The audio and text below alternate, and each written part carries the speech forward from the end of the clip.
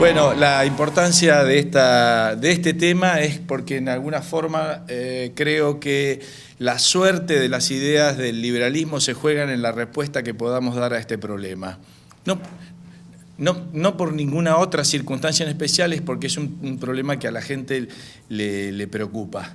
Y por lo tanto las ideas pueden ser aceptadas o rechazadas, depende de cómo contestemos a este problema. Y entonces voy a empezar siendo algo agresivo. Entonces, en general las audiencias dicen que sí. Vamos a seguir por este camino. Ahora voy a tratar de dar una explicación de por qué sería que la gente dice que sí.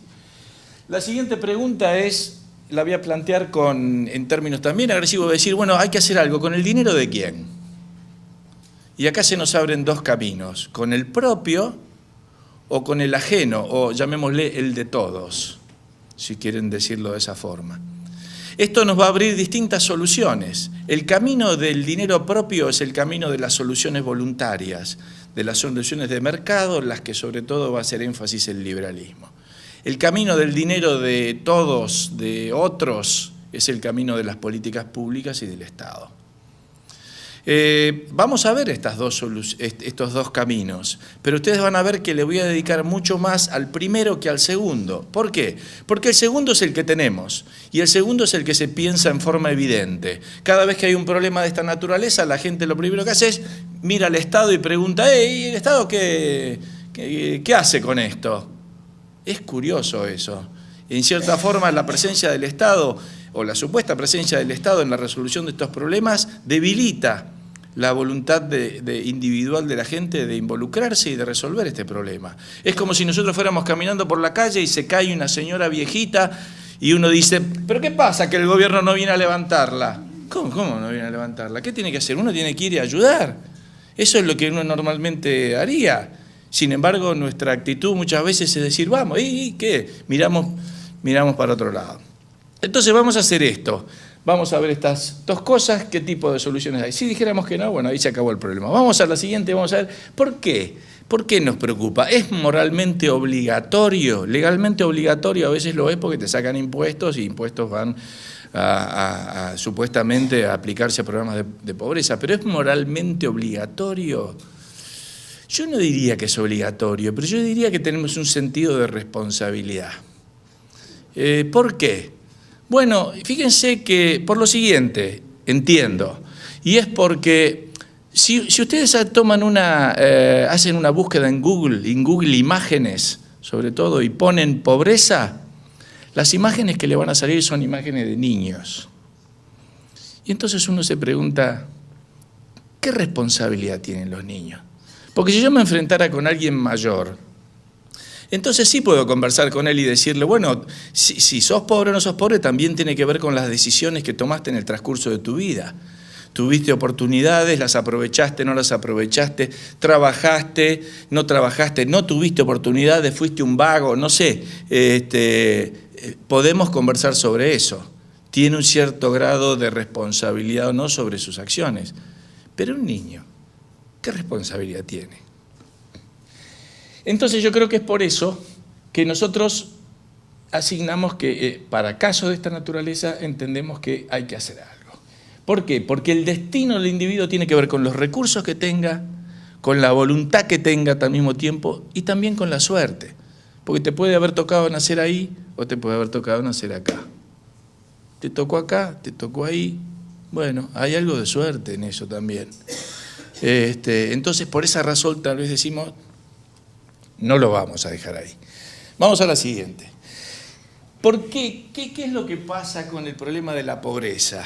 El problema de la pobreza está la verdad, ahora vamos a ir a temas más específicos, está mezclado en realidad con el problema de la distribución del ingreso. Y son dos temas distintos, como ahora yo me voy a dedicar a comentar. Es decir, en la actualidad, muchas veces, cuando ustedes vean que se está hablando de la pobreza, en realidad se está hablando de la distribución. Hay gente que no le gusta cómo el dinero está distribuido en esta sociedad y quisiera una distribución distinta. Y lo que yo voy a plantear acá es que son dos problemas diferentes. Y esta confusión viene de antaño, viene de hace largo tiempo, por falacias que tienen una larga tradición y que voy a mencionar algunas. La primera es el llamado dogma de Montaigne, por este escritor, ensayista francés que vivió en esos años, quien él es el autor de esa conocida visión acerca, para decirlo en términos simples, que la riqueza de los ricos se origina en la pobreza de los pobres. O al revés, o que la pobreza de los pobres se origina en la riqueza de los ricos. En términos más modernos, que esto es un juego de suma cero, en el cual si uno gana es porque el otro pierde. Si estos son ricos es porque estos son pobres. La segunda, que llega a la misma conclusión, es la teoría de la plusvalía de Marx. Ayer con los jóvenes que estuvieron en el seminario estuvimos viendo esto, así que no voy a volver en mucho detalle, pero básicamente hago una breve síntesis de lo que comentaba ayer. Si todo el valor proviene del trabajo, esa era la conclusión de Marx, ¿de dónde proviene la ganancia del capitalista? Si no es el trabajo o la plusvalía que extrae del trabajador. Por lo tanto, ¿qué es lo que hay que hacer? Hay que hacer la revolución, expropiar a los expropiadores, etcétera, etcétera. Una visión basada en una teoría del valor errónea.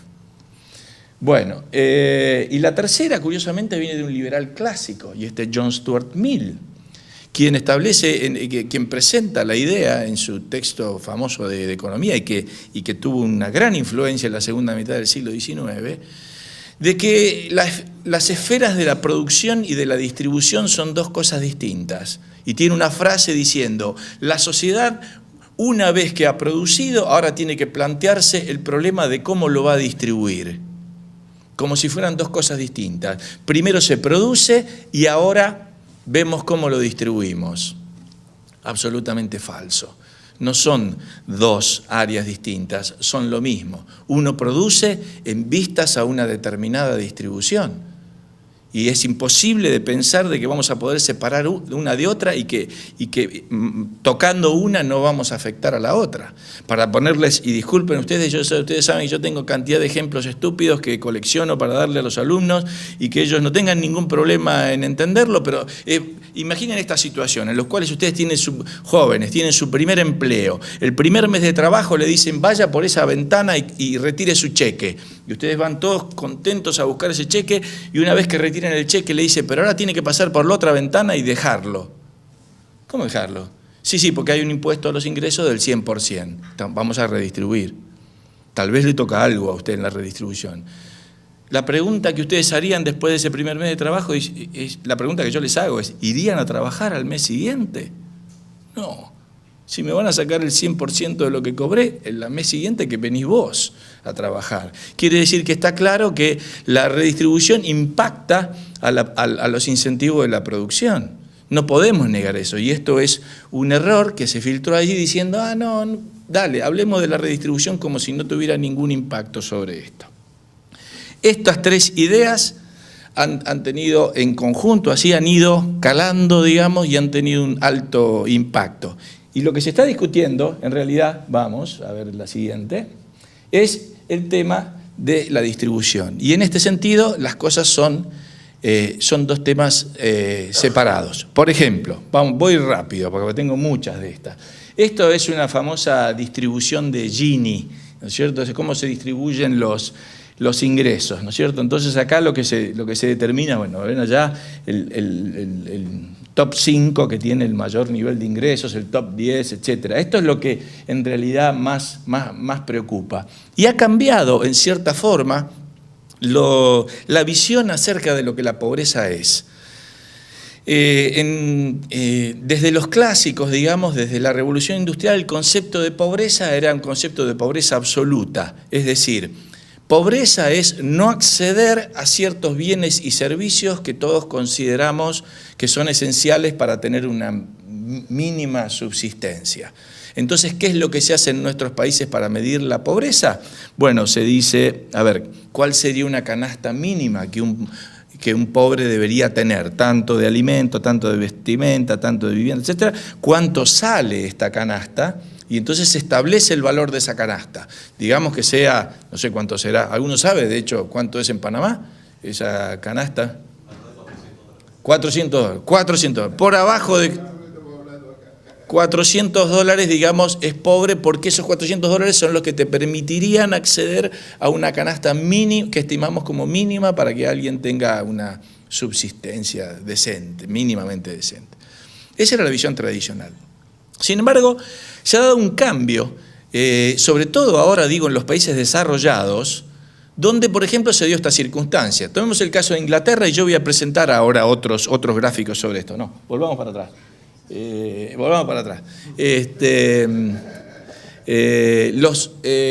Inglaterra, por ejemplo, en el año 1800 el 80% era pobre. En el año 1900 el 50% era pobre. En el año 1950 el 18% era pobre. En el año 1980 el 2% era pobre. En el año 2000 el 17% era pobre. Y dice, ¿cómo? Venían bajando así, llegaron al 2% y ahora suben al 17%. ¿Qué pasó? Nada pasó. Cambiaron la forma en la cual lo miden. Ahora no miden la pobreza absoluta, ahora miden la pobreza relativa. Ahora miren cuántos están a una cierta distancia del medio. Bueno, si uno vamos a medir cuántos están a cierta distancia del medio, siempre va a haber gente a una distancia del medio. Entonces la pobreza nunca va a acabar. Pero en realidad lo que están midiendo ya no es pobreza, sino que es distribución.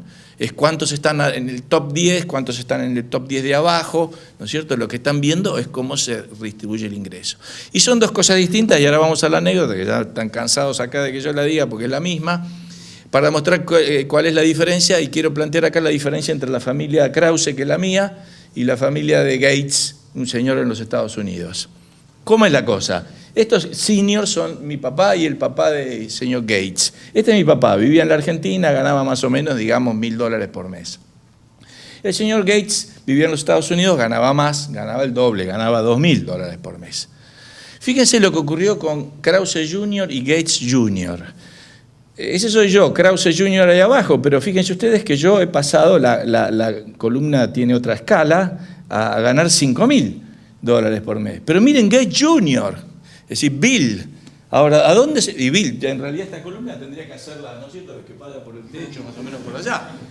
Es decir, ¿qué ha pasado entre los Krause y los Gates? La brecha ha aumentado, la diferencia de ingresos se ha profundizado terriblemente. Parecería ser un fenómeno absolutamente dramático lo que ocurrió. Ahora, la pregunta es, pero ¿es eso realmente lo que yo tengo en cuenta? Vamos a la siguiente. Lo que yo tengo en cuenta es que yo, comparado con mi papá, tengo 5 veces más el ingreso de lo que él tenía. Incluso lo tengo gracias a Gates, ¿no es cierto? Porque gracias a que usamos Windows, además se lo copiamos al Windows, ni siquiera se lo pagamos muchas veces, ¿verdad? Y así todo decía que gracias al señor Gates yo tengo 5 veces más de ingreso que mi papá. Entonces, ¿cuál es el punto que está en discusión?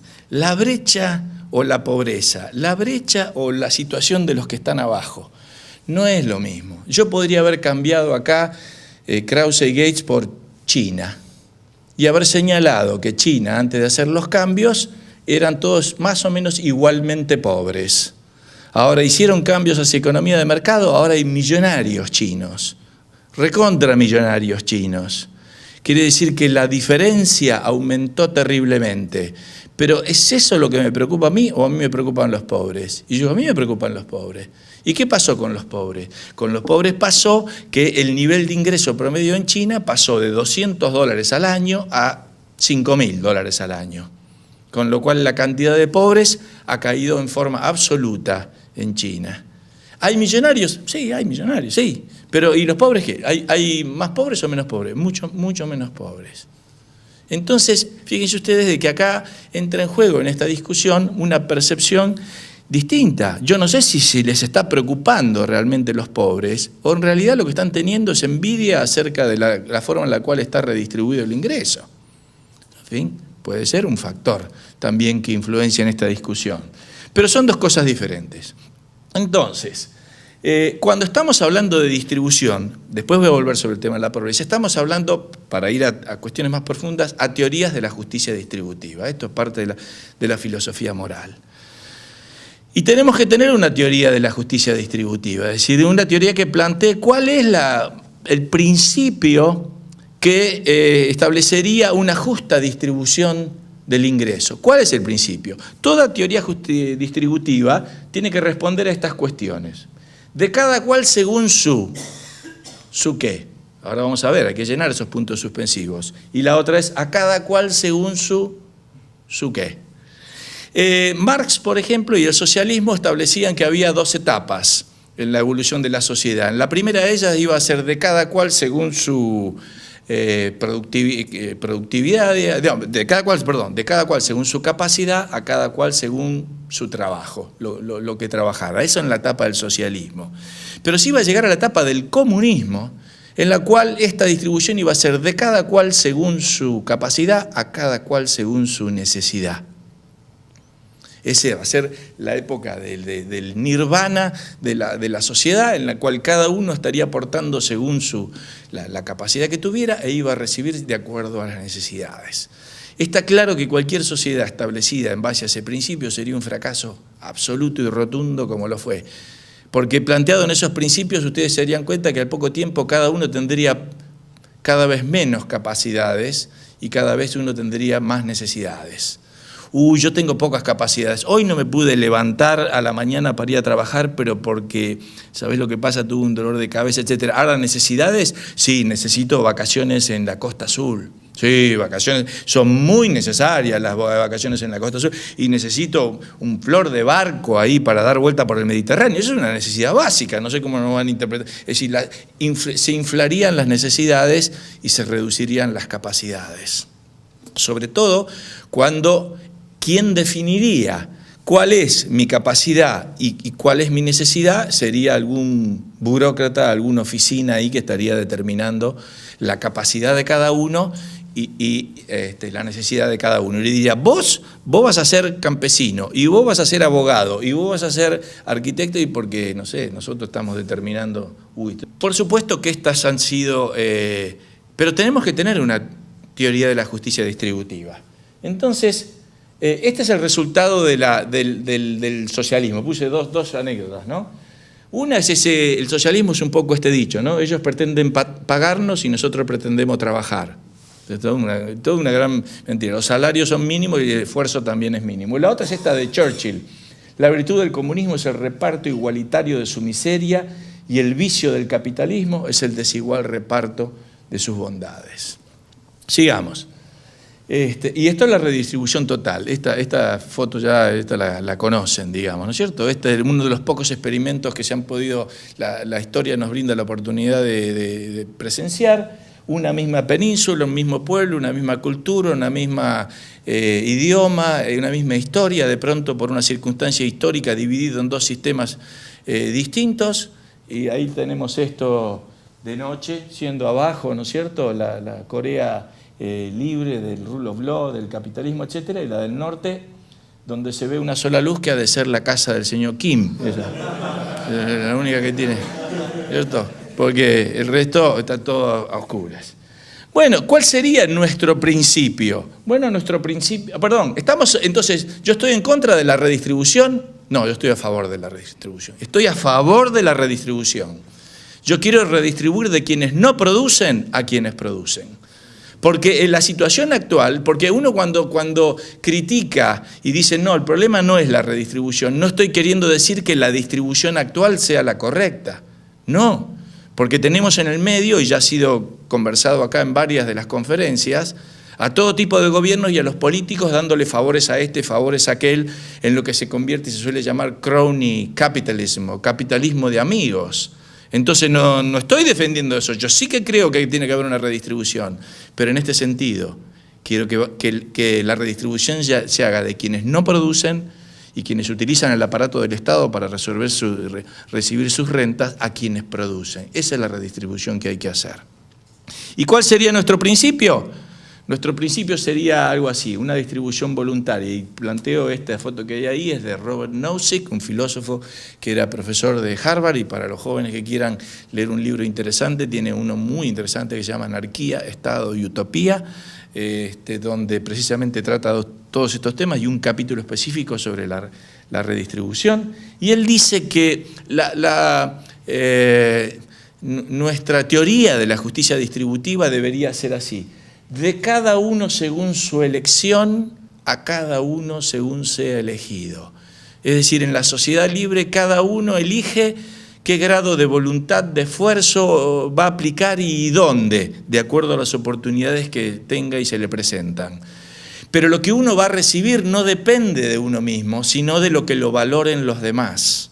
Es decir, de cuánto yo estoy haciendo que los demás realmente valoran. Es decir, por ejemplo, yo puedo de golpe ahora decir, yo lo que voy a hacer es cuadros, voy a pintar cuadros. Bueno, está bien, si esa es mi voluntad, yo soy libre de decir eso es lo que yo quiero contribuir a la sociedad, cuadros. Ahora, ¿cuánto yo voy a recibir? Depende de lo que los demás estén dispuestos a pagar por los cuadros. Yo hago cuadros que la gente se encuentra maravillada y se siente feliz y todo eso, van a pagar y yo voy a recibir. Si yo hago cuadros como los que realmente me saldrían a mí, es bastante probable que la gente diga, mirá, no, olvídate, dedícate a dar clases de economía porque esos cuadros son un desastre. Es probable que eso ocurriera. Entonces ese es el principio que plantea Nozick y plantea un criterio muy interesante que es, fíjense que todos los que hablan de la distribución de ingresos están hablando y opinando sobre el resultado final. Entonces dicen, por ejemplo, la redistribución, los ingresos deberían estar más parejos, debería ser 50 y 50 o 60 y 30, 60. Están hablando sobre el resultado de lo que debería ser la distribución. Mientras que en realidad lo que hay que analizar es el proceso a través del cual esta distribución se resultó. Y si el proceso es justo, la distribución va a ser justa por más que sea diferente. Entonces pone un ejemplo, este es un libro que se escribió ya por los años 70 y lo pone con un basquetbolista norteamericano famoso que ya nos olvidamos, así que yo trasladé el ejemplo para plantearlo con Messi. Entonces él dice, imaginemos el mundo absolutamente igualitario, ese que quieren los igualitaristas. Todos tenemos un ingreso igual. Y de pronto aparece Messi. Y claro, uno lo ve jugar así de chiquitito, dice, yo lo quiero para mi equipo a este. Y de pronto aparece un club, llamemos un club que se llame, no sé, Barça, por casualidad, y este club dice, va y lo toma al padre de Messi y le dice, mire, no sé, ¿por qué no trae a su hijo a jugar acá? Y él dice, bueno, yo lo traería a jugar acá, pero ¿por qué no? Mire, yo lo traería si llegamos a este acuerdo. Que mi hijo se lleve el 50% de cada persona o socio del club adicional que se haga socio porque ahora mi hijo juega para ustedes. Es decir, yo no quiero cambiarle nada a la situación como está. Yo digo simplemente a todo que venga ahora de más, 50 para ustedes y 50 para mí. ¿Ustedes están de acuerdo con eso? Y el club dice, sí, estamos de acuerdo.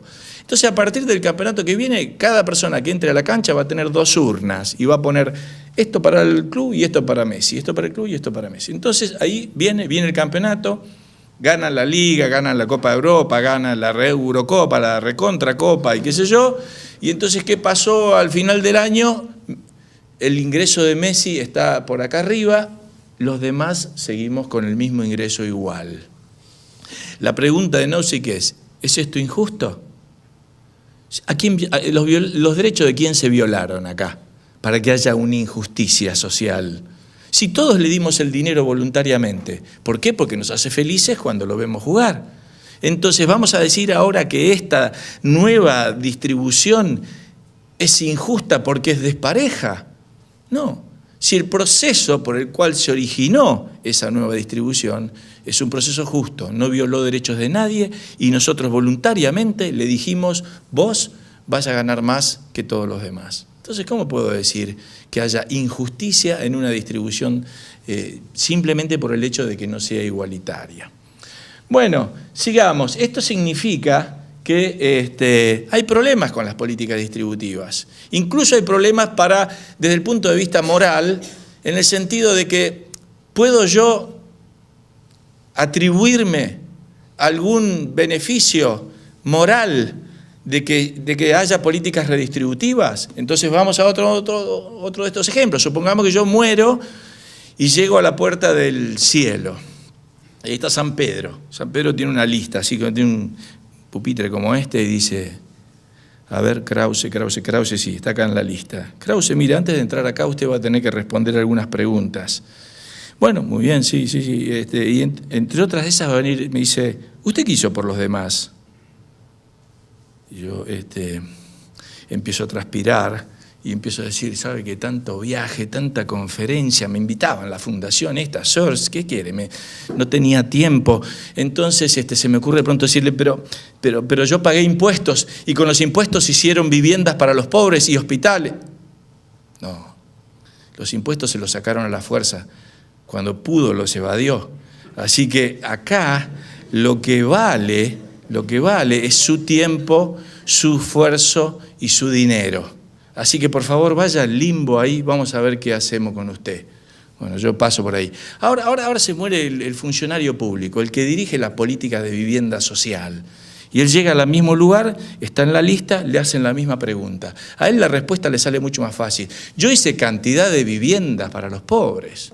No, usted la hizo con el dinero que le sacaron a los demás. Usted trabajaba y le pagaban por eso, usted no puso nada. Acá lo que vale es su tiempo, su dinero, su esfuerzo. Vaya al limbo, que ahí hay otro, vamos a ver qué hacemos con los dos. El punto que quiero plantear con esto es que con los programas de redistribución no entramos al cielo ninguno de nosotros, porque lo que vale es lo que cada uno de nosotros hace y no lo que nos obligan a hacer. No hay moral en las acciones forzosas y obligadas. Las acciones que pueden ser catalogadas de morales son aquellas que son voluntarias. Porque si no, fíjense, es lo mismo, al atribuirme eso, es lo mismo que si yo estoy en el metro, por ejemplo en el Metrobús, y entonces entra el cieguito pidiendo dinero, ¿no? Entonces, ¿qué es lo que yo hago? Yo meto la mano en el saco de mi vecino acá al lado, saco y le doy al cieguito. Muy bien, el acto fue muy bueno, le di al cieguito, pero ¿qué hice? Le robé la plata al de al lado. Entonces, ¿qué atributo moral puedo plantear yo de mi gesto de haber ayudado al pobre? Entonces, esto genera, este proceso redistributivo, el Estado benefactor. El Estado benefactor nos trae cantidad de problemas. Debilita, si hay instituciones, es decir, estoy hablando en países con instituciones, Suecia y todos esos países que tienen la mejor calidad de instituciones en el mundo, que uno puede imaginar. Así todo debilita los incentivos para producir. ¿Para qué vas a producir en un empleo que te brinde un ingreso por debajo de lo que te va a dar el Estado benefactor? Me quedo en casa para eso. Por otro lado, les genera problemas de inmigración y de xenofobia, porque ese Estado benefactor atrae gente y después tienen problemas. ¿Vieron cómo les pasa de pronto que sacan ellos un cartoon, un chiste sobre Mahoma y le quieren tirar bombas? En fin, se les generan problemas serios con eso. Se producen rupturas familiares. Este programa en los Estados Unidos que se llamaba Aid for Families with Dependent Children era ayuda que le daban a las madres solteras. Entonces, cuando hicieron una investigación se dieron cuenta que el programa lo que terminaba alentando era que los maridos se fueran de la casa, porque sabían que la madre soltera recibía un plan si quedaba soltera, pero si quedaba casada no recibía el plan. Entonces no tenían ningún remordimiento en mandarse a mudar y dejarlas solas con el hijo. Se rompe, en definitiva, el contrato familiar que existió durante muchos siglos, porque cuando no había Estado benefactor, ¿qué pasaba? Bueno, básicamente, después vamos a ver qué pasaba, pero básicamente había un contrato familiar que era de esta naturaleza. Los padres se ocupan de los hijos cuando los hijos no se pueden sostener por sí mismos, y luego los hijos se ocupan de los padres cuando los padres no se pueden sostener por sí mismos. Y ese contrato generacional funcionó por siglos. Pero el Estado benefactor lo rompe. Ahora no tenés que ocuparte de tus padres cuando somos viejos, se ocupará el Estado. En nuestro caso eso renace y florece y se mantiene, porque el Estado es tan desastroso que nos tenemos que ocupar de nuestros padres, porque si no sabemos que pobres no van a tener donde mantenerse. Pero si no, debilita y rompe ese compromiso familiar. Perdón, y sin instituciones, el Estado benefactor es todo eso más demagogia, clientelismo, corrupción y despilfarro de los recursos públicos. Esto es, quiere decir, multiplicado, esto es reloaded, ¿viste? Como es de Estado benefactor recargado. Bueno, sigamos. Para ir al final. Estos son todos los problemas. ¿Cuáles son las soluciones voluntarias? Entonces me dice, bueno, está bien, ahora vamos a la pobreza, realmente a la pobreza. No es el problema de la distribución, salvo que no sea esa redistribución de los que no producen a los que producen. ¿Cuáles son las soluciones voluntarias para la pobreza? Y voy a hablar de 4. Iniciativa empresarial, generación de riqueza y empleos. La primera. Derecho de propiedad a la segunda, ayuda mutua a la tercera, beneficencia a la cuarta. Tengo muchos gráficos acá, sé que algunos se han presentado, así que voy rápido con esto, pero vamos a la primera. Por favor, vamos a ver acá, vamos a ver las soluciones. Esto es 200 años de rule of law, o si ustedes quieren que da después como resultado el capitalismo. Estas son 2 autores, Angus Maddison y Brad DeLong, que trataron de reconstruir estadísticas hacia atrás sobre el nivel de ingreso de la población. Por supuesto no se tomaban estadísticas, pero hicieron un estudio analítico, digamos, acerca de cómo podría evaluarse el promedio de ingreso de la población.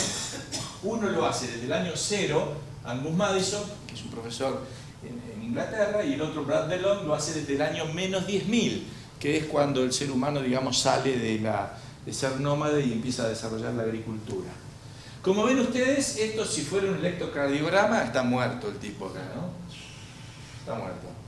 Muerto, viene el año 0, vienen los griegos, todo, viene... Y la curva hace esto.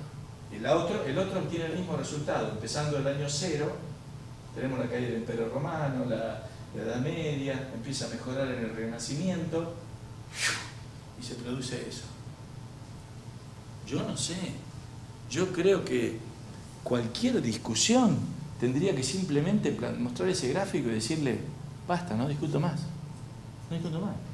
No hay sistema institucional y económico que pueda acercarse en lo más mínimo a los resultados que ha tenido el sistema del rule of law y luego el capitalismo y la revolución industrial.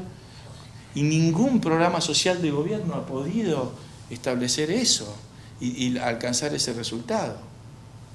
Vamos al siguiente, tengo muchas de estas. Esto es en números más o menos, ¿no?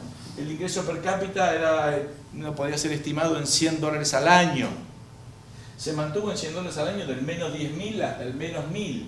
Pasa a 150 hasta el año 1000, en 1750 era más o menos de 200 y ahora es de 6.600. Es más, ahora ya es más alrededor de 7.000. De 200 per cápita a $6.600. Y además, miren la cantidad de gente. Quiere decir que la cantidad de riqueza, porque esto es per cápita, la riqueza total hay que multiplicar esto por esto. Si yo multiplico esto por esto, la diferencia es aún enorme, es extraordinaria. ¿Qué es lo que pasó acá? Bueno, esto es precisamente el proceso de creación capital, de creación de empleo, generado precisamente por un sistema político institucional que permitió el desarrollo del capitalismo en la revolución industrial y este resultado, como nunca se había visto en la historia de la humanidad. Vamos a otro. Esto es desde 1600, de nuevo Brad DeLong, Angus Maddison, más específico, que también se ve esto a otro nivel. Sigamos otro. Esto es desde 1820 a 2010, también. Esto ya lo pasaste, así que lo seguimos, hasta Marx lo reconoce. Pero alguno puede decir, bueno, pero está bien, aumentó el ingreso, pero hay más pobres. ¿Hay más pobres? No. No hay más pobres. No hay más pobres. Es decir, acá tenemos 2 gráficos. Este es la extrema pobreza en porcentaje. En 1800 era más del 80% en porcentaje de la población. Al 2000 había caído por debajo del 20%, alrededor del 10% de la población. Esa es la caída de la pobreza que se ha producido en los últimos 200 años de, llamémosle, capitalismo. Pero uno puede decir, bueno, está bien, cayó, pero hay más pobres. Bueno, uno puede decir, hay más pobres porque, claro, hay más población. El 10% de 7.000 millones es más, a lo mejor, que el 80% de 600 millones. Hay más pobres. tampoco. Esta de abajo muestra el número absoluto de pobres desde el año 1820. Fíjense que el número total se mantiene en los 1.000 millones, sube hasta los 1.500 millones alrededor de 1970 y ahí cae hasta ahora el número absoluto de pobres. ¿Y esto básicamente por qué? Y porque miren, con que caiga la pobreza en China y la India, el número total de pobres cae en el planeta. Porque con los millones de personas que tienen allí, entonces el número total de pobres también cae. O sea, cae el porcentaje y cae la cantidad de pobres. Ahora tengo cantidad de cuadros que vamos a ir pasando. Bueno, esto es lo mismo, es otra fuente, Martin Wolf, publicado en el Financial Times, lo mismo de Wolf. Esto, miren, por ejemplo, país que más crece, país donde más cae la pobreza. Eso es el porcentaje de crecimiento promedio de China y su porcentaje de reducción de la pobreza. Vietnam, India y Uganda, para tomar mucho. La expectativa de vida, estos son los países desarrollados, este es el promedio total, estos son los países en desarrollo. La brecha no aumenta, la brecha aumentó acá porque estos se despegaron, los ricos, pero fíjense ahora que la brecha se vuelve a emparejar, se vuelve a reducir. Vamos a otro. Esto es expectativa de vida en el nacimiento, donde también muestra una clara relación a aquellos países que tienen alto nivel de ingresos, tienen acceso a agua potable, es esto. Vamos a otra. Mejoras en la nutrición, acá calorías disponibles por región. Bueno, no los quiero aburrir con todo esto porque no nos va a dar tiempo, vamos a ir pasándolas, podemos volver. Incluso la capacidad de resistir o de tener menos consecuencias en términos de desastres naturales. Esto es la cantidad de muertes por año por cuestiones así de catástrofes naturales y el PBI per cápita. A medida que sube el PBI per cápita cae también este tipo de muertes. Sigamos. Esto es satisfacción con la vida. ¿Cuánto, en base a una encuesta de Gallup, cuán satisfecho está con la vida? Y donde aparecen también los países más ricos en los niveles más altos y los países más pobres, Tanzania, Togo, Zimbabue, Burundi, acá por acá abajo. Y los latinoamericanos, por ejemplo, siempre tenemos esa cosa curiosa respecto a la estadística, ¿no? Venezuela en un lugar muy alto, ¿no? Con los países más desarrollados. Y que nos gusta la pachanga acá, ¿qué quieren también? Por más que la pasemos mal, nos divertimos de todas formas los latinos en ese sentido, ¿no? Bueno, de nuevo, esto es el ingreso per cápita y el nivel de satisfacción. Vamos a otra. Estas las voy a pasar porque ya son algunos datos, pero tecnología también, cómo ha mejorado la tecnología, las líneas telefónicas, el desarrollo humano, la expectativa de vida, todo esto ha mejorado. Por ejemplo, la mortalidad infantil antes de la revolución industrial, pásamelo para atrás, ¿sí? Antes de la revolución industrial era un 20 o un 50%, en el 60 era el 12,2%, en el 2005 era 5,1%, cae en los países en desarrollo y en los desarrollados, por supuesto. Vamos a otro más. En fin, sigamos. Incluso en el medio ambiente, esto fue mencionado también en el seminario respecto de que los países más desarrollados tienen mejores condiciones en términos de medio ambiente. Tasas de pobreza regional, como ven, miren lo de Asia, cómo cae la tasa de pobreza. Y ahora empieza también a reducirse en África. Si África sostiene este proceso de apertura, la globalización y de cierto orden institucional, en vez de pronto empezar a caer en guerras civiles y todo eso, cosas que muchas veces lo afectan, África también puede llegar a ir para abajo. Y yo creo, yo creo que nosotros acá, los mayores acá no, pero que los jóvenes acá tienen una oportunidad, si nada desastroso ocurre, de poder ver un mundo en el cual la extrema pobreza desaparece. De acá, digo, 30, 40, 50 años, ustedes van a ser capaces de ver eso. Digo, si es que no lo embarran de alguna forma, ¿no? De nuevo, estos son $1 por día, ¿cómo cae? Es esto, ¿no? La tasa de pobreza medida por $1 por día, ¿cómo ha caído el 70? Estas son distintas tasas. $1 por día, $2 por día es esta, $3 por día. todas van cayendo con distintas mediciones. Fíjense lo de la distribución. Esto es la distribución, esto del índice de Gini. En el 70 la mayor cantidad de gente estaba más bien acá y pocos ricos, ¿no es cierto? Mucho por acá, mucho. ¿Qué es lo que vemos ahora? Ahora vemos el crecimiento de la clase media global. La mayor parte de la gente se encuentra más o menos acá en el medio. Ahora encontrás, y lo van a ver acá, llegan a Panamá, llegan chinos, rusos, gente que antes no viajaba, no hacía turismo. Ahora empiezan a aparecer, es la clase media global que se hace presente en el consumo a nivel internacional. Sigamos. De nuevo, estos son distintos años, fíjense cómo se ha ido moviendo la columna hacia allá, ¿no? El ingreso ha crecido y se estabiliza más y se traslada más hacia el medio. Sigamos. Este es el PBI per cápita global y el chino. Fíjense también cómo China avanza rápidamente. Bueno, sigamos con esta, porque vamos a ir hasta acá. Es decir, todo esto es fruto de un sistema que permite dos cosas: la empresarialidad, la iniciativa, la creación de capital, la inversión de capital, el aumento de la productividad y el aumento de los ingresos de la población. Por esa razón, la verdad es que muchas veces el problema de la pobreza se ve afectado por todas las trabas que los gobiernos ponen para que la gente pueda desarrollar ese espíritu emprendedor. Si queremos hacer algo por los pobres, realmente, en vez de estar pensando en que si vamos a hacer este subsidio que al político obviamente le gusta entregar él para que sepa y que se vea que yo soy el que te está ayudando, en realidad lo que tenemos que hacer es remover las trabas para que ellos mismos puedan prosperar. Porque además no hay ningún programa social que sea mejor, ni siquiera diría psicológicamente mejor, que cuando la persona ella misma es capaz de sostenerse y de sostener a su familia. Y para eso tiene que tener la capacidad de poder desarrollar un emprendimiento y la oportunidad de conseguir un trabajo. Ahora, ¿qué favor le estamos haciendo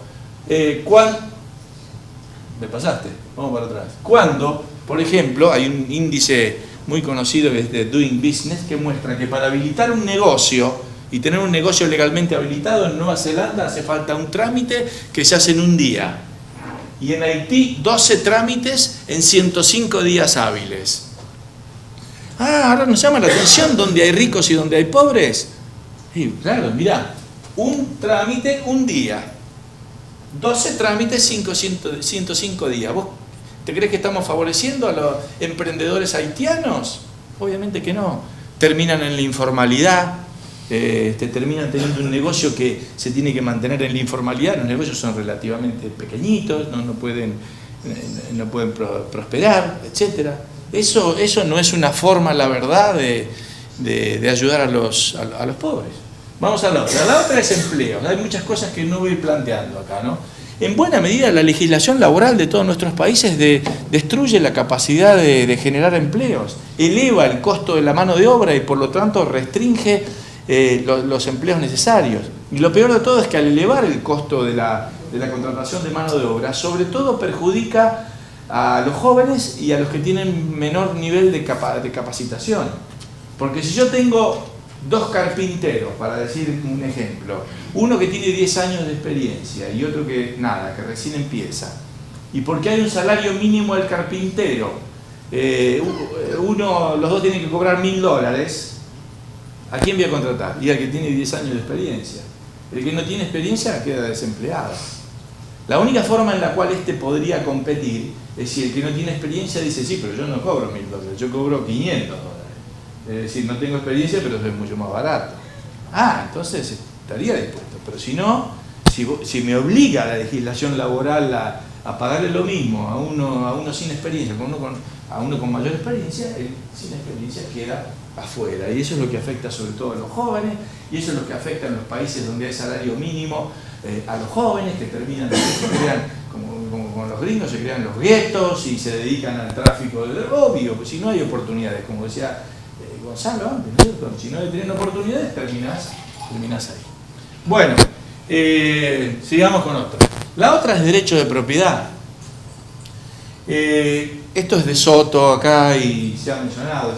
El único activo que tienen los pobres de importancia en el mundo es una pequeña vivienda, una casilla. Ese es su único activo. Ese activo no figura para la economía porque no tiene un título formal sobre esa propiedad. Si el único activo que tienen no existe legalmente para la sociedad. Entonces uno de los pasos que podríamos precisamente hacer es formalizar ese derecho, que tengan el derecho de propiedad sobre aquel bien que poseen y que por lo tanto se puedan integrar, que puedan tener un domicilio formal, que puedan poner un activo como garantía de un préstamo o de cualquier operación, de que puedan utilizarlo como capital que no esté desaparecido de la economía, sino que pueda trabajarse sobre eso. Bueno, acá tenía mucho más para hablar de esto. La otra es, como resultado de todo eso, es la provisión de permitir a los mercados que puedan proveer servicios para los pobres. De nuevo, cantidad de regulaciones hacen eso muy difícil. Por ejemplo, en el ámbito de la educación, se sostiene, no, claro, el Estado tiene que dar educación para los pobres porque el mercado no va a dar educación a los pobres. Falso. Este profesor James Tully, que yo menciono ahí, es un profesor en Inglaterra, que se dedicó a recorrer todos los barrios más pobres que ustedes se puedan imaginar en todo el planeta. En lagos en Nigeria, en la India, en Pakistán. Se metió en las peores villas, o como las quieran llamar ustedes, barrios informales, etc. ¿Y qué encontró? Encontró escuelas privadas para atender a los alumnos de pobres, los padres pobres que prefieren pagar algo en vez de mandarlo a las escuelas públicas, que suelen ser un desastre. Y encontró enorme cantidad. Vale la pena ver sus videos, sus películas, sus libros, donde cuenta toda la experiencia que él encuentra de emprendedores de nuevo y de provisión privada de educación para los pobres. Lo mismo ocurre en la India en el caso de la salud, etcétera, etcétera. Sigamos con otro tema. Es decir, por un lado tenemos, yo dije que había 4 soluciones desde el lado voluntario. Emprendimientos y empleo. El segundo es derecho de propiedad. El tercero es ayuda mutua. Es decir, es cuando la gente se ayuda entre sí a resolver problemas de ese tipo. Es lo que ocurría cuando nuestros abuelos llegaban a estos países y no había nada, no había un Estado benefactor. ¿Qué hacían? Generaban estas sociedades de socorro mutuo, que aún hoy todavía deben estar dando vueltas por ahí y que yo aliento a que las vayan a investigar cómo fue ese pasado. Había cantidad. Uno las encuentra, normalmente en nuestros países eran organizadas a través de grupos de inmigrantes, estaban las italianas, las españolas, las francesas, las libanesas, había cantidad. Nosotros nada más que en la ciudad de Buenos Aires a principios del siglo XX había unas 1200 de estas sociedades de socorro mutuo de todo tipo y de toda nacionalidad. ¿Qué es lo que hacían? Y actuaban como un sistema básicamente de seguro colectivo. Es decir, te hacías miembro de esto, pagabas una cuota y cuando tenías algún problema de salud, tenías algún problema, incluso cubrían servicios de sepelio, de desempleo, llegaban a cubrir también cuestiones de educación, te enviaban al médico cuando te enfermabas, venía el médico de la mutual o el médico de la sociedad de socorro mutuo, etc. Es decir, actuaban como un seguro social financiado por los mismos participantes. Esa era la famosa, digamos, muchas veces habla de la necesidad de la solidaridad social. Ahí estaba la solidaridad social en estos grupos que lamentablemente en muchos casos después fueron reemplazados por el Estado benefactor. Vino el Estado y dijo, no, esto lo voy a hacer yo, no lo van a hacer ustedes. Es decir, con el argumento normalmente se dice de que el Estado estaba cubriendo un espacio vacío. No estaba vacío ese espacio, estaba estas sociedades que aún hoy podrán encontrar. No sé si será acá, yo sé que hay, esta miren, hay una de Chile, esta van a saber dónde es, San Carlos Centro puede ser la sociedad italiana, no sé ni dónde será, pero en la Argentina, por ejemplo, si uno incluso sale de Buenos Aires y va a cualquier ciudad del interior, son estas ciudades que son típicas, ¿no es cierto? Tienen la plaza en el medio y alrededor de la plaza está la iglesia, está el municipio, está el banco y el edificio de la sociedad de socorro, que ya se usa por ahí para otra cosa, pero que muchas veces dice todavía. sociedad de socorros mutuos. Esa es una institución clave, digamos, para cubrir las necesidades de la sociedad. Y por último, tenemos, vamos a pasar esto también, no sé por qué me acuerdo acá, la filantropía. Es decir, si el socorro mutuo es decir, yo ayudo, pero espero que me ayuden, la filantropía es yo ayudo sin esperar nada a cambio. Yo quiero ayudar. Mi beneficio es la remuneración que yo recibo por el placer y el beneficio de ayudar a los demás. Y sobre esto también hay una enorme tradición y una gran historia. En nuestro caso, y esto no puedo decir que sea igual, la filantropía antes de la independencia estaba en manos de la iglesia, y allá se hacían cargo de lo que se llamaba la casa de expósitos, que eran los huérfanos, el hospital de mujeres, etc. Cuando viene el primer gobierno, el patrio, que eran anticlericales, porque aparte sospechaban que la iglesia la asociaban a la monarquía española, lo toma, le sacan eso a la iglesia, pero generan curiosamente una sociedad de beneficencia, a la cual el Estado le transmitía algo de fondos y puso a ciertas señoras como de la sociedad a manejarlas. Lo interesante de todo esto es que no era una beneficencia pura, porque no eran aportes voluntarios, pero con el tiempo y en la medida que el país empezó a progresar y a generar riqueza, empezó a recibir mucho más fondo privado de los fondos públicos que recibía. Y se convirtió realmente en una sociedad de beneficencia con aportes privados, donde había extraordinarias historias de cómo los que prosperaban daban. Porque la historia que en cierta forma nos han vendido era que el que se hacía millonario en esa época de oro, digamos, de la Argentina, vivía en París y se gastaba sus millones en París. No, daban. Y ahí están las historias. Entregaban, construían hospitales enteros, salas completas, etcétera, y realmente había mucho aporte en este sentido, ¿no? Una propuesta moderna para esto es lo que suelen llamarse vouchers privados, permitir que la gente pueda donar y que esas donaciones sirvan para que los pobres financien los planes de salud o educación, etc. Bueno, estas son las 4 alternativas que tenemos en términos de soluciones que el mercado brinda respecto a la pobreza. Tal vez después de todo esto ustedes sigan pensando que el Estado tiene que hacer algo. Bueno, para aquellos que irreductibles en esto, vamos a ver también, y aquí vamos a completar el análisis de todo. Así que vamos a ver qué es lo que el Estado puede hacer. Vamos a hacer. Ya le dije que aquí hay, esto es más conocido, así que le voy a dedicar mucho menos tiempo. Pero desde el punto de vista económico decimos que básicamente tiene 2 alternativas. Se puede subsidiar la oferta o se puede subsidiar la demanda. El subsidio de la oferta es lo que normalmente tenemos en nuestros países. El gobierno dice, hay pobres, no pueden acceder a la salud. ¿Qué hacemos? Ponemos hospitales y ofrezco el servicio, le pongo los hospitales. Hay pobres, no pueden acceder a la educación. ¿Qué hago? Ofrezco escuelas públicas. Lo mismo, hay pobres, no pueden acceder a la vivienda. ¿Qué hago? Ofrezco vivienda pública. Es decir, actúo del lado de la oferta. Esto lo pone al Estado como productor, como manager, como administrador, y nosotros sabemos que el Estado es malísimo haciendo eso. No es bueno. Los hospitales terminan funcionando de forma pésima, las escuelas públicas terminan funcionando de forma pésima.